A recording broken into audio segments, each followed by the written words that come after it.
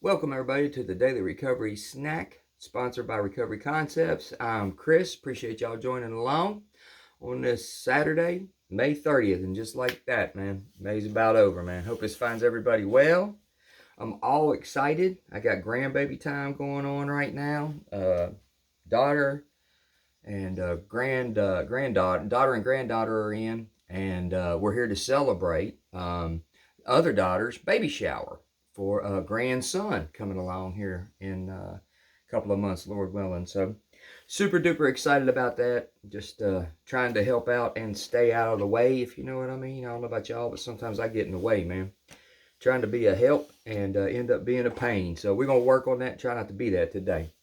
All right, let's dive in and see what we got going on. May 30th. Quote from Mitchell Gaynor. Healing in its fullest sense requires looking into our hearts and expanding our awareness of who we are. Our program asks us to look at ourselves very closely and very honestly. At least 25% of step work involves taking our inventory and then thinking about what we have found in ourselves. Ooh, why? Because this is one of the main ways we heal our wounds. According to the book 12 Steps and 12 Traditions, as we have seen, self-searching is the means by which we bring new vision, action, and grace to bear upon the dark and negative side of our natures. Page 98, the 12 and 12. We learn that most times when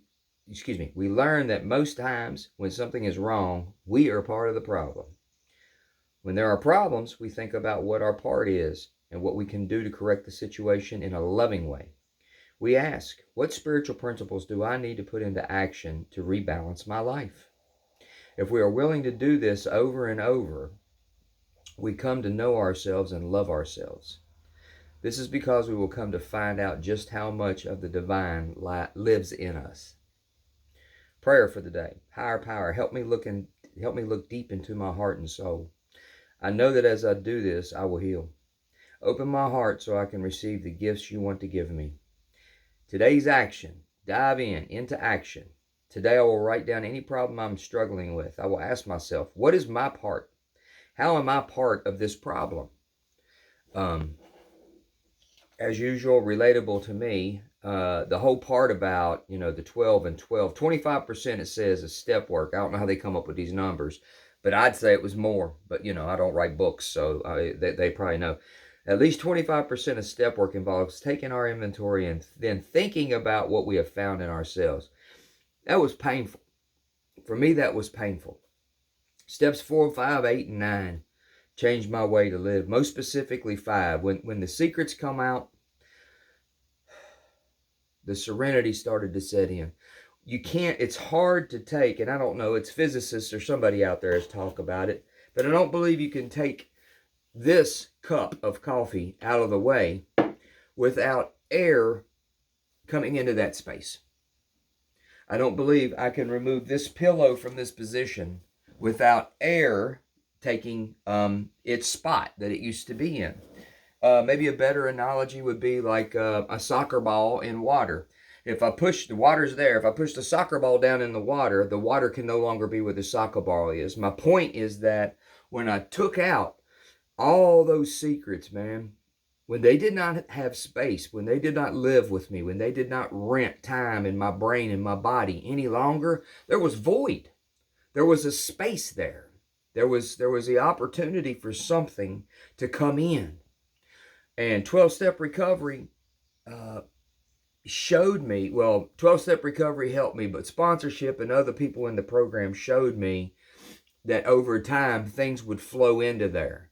My problem is I wanted, when the soccer ball to come out, I wanted the water to come in and rush in and everything's fine. Boom, everything's fine. I did not want to do the work. I'm an instant gratification guy. That's why I like drugs and alcohol. You get that hit, you get that shot, you get that whatever, and bam, you don't feel the same.